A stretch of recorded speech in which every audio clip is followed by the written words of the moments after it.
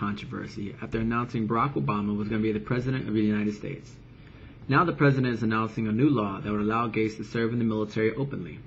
I believe that anyone, regardless of their sexual orientation, should be given the same opportunity as any other American willing to give the rights or equal rights to join in the military. The ancient Greek military promoted homosexuality because they figured that one would be more willing to die for someone that they loved.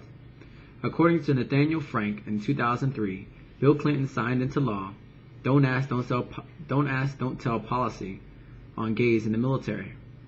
The law, which resulted in nearly 10,000 discharges to date, bans openly gays from serving in the armed forces.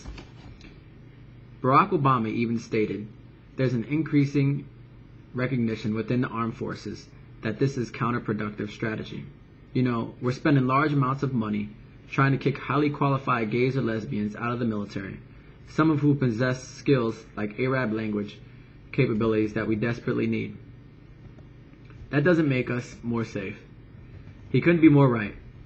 I've had the privilege to work in the same facility with an officer in the military. He was always professional and performed his job very well. He was discharged for being gay. Most people would have never been able to tell he was gay just by interacting with him. But unfortunately, his career in the military came to an end when someone encountered him with his friend during his own personal time. How fair is that? Service before self, integrity, and excellence in all we do is the Air Force's core values. Though I am not homosexual, I have no problem working with someone who is, as long as they are true to their core values and perform their job well. Tia Tequila reported in her Global Grind blog how a man named Dan Choi was kicked out of the military because he openly admitted that his sexuality. She quotes, "This is a man who proudly enlisted himself into the army, possibly endangering his own life just so that he could help protect our country and be a proud soldier to protect and serve the American people.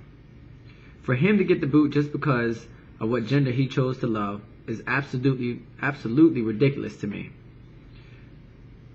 Individuals, no matter their orientation, who are willing to proudly die for their own country should be given the honor to serve in our military.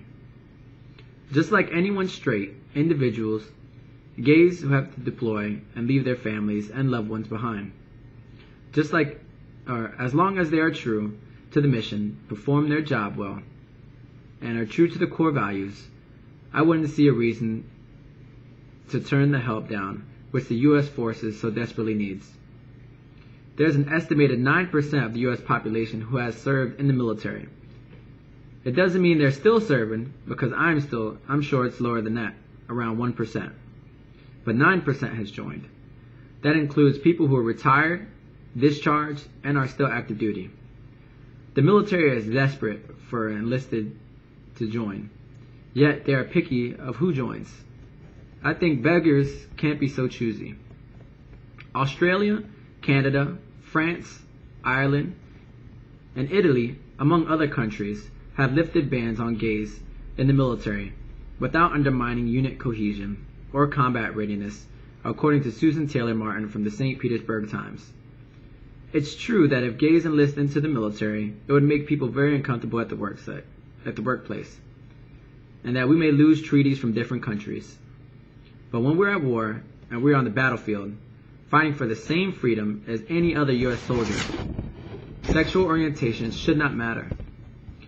Russia bans gays from being in the military unless they're at war.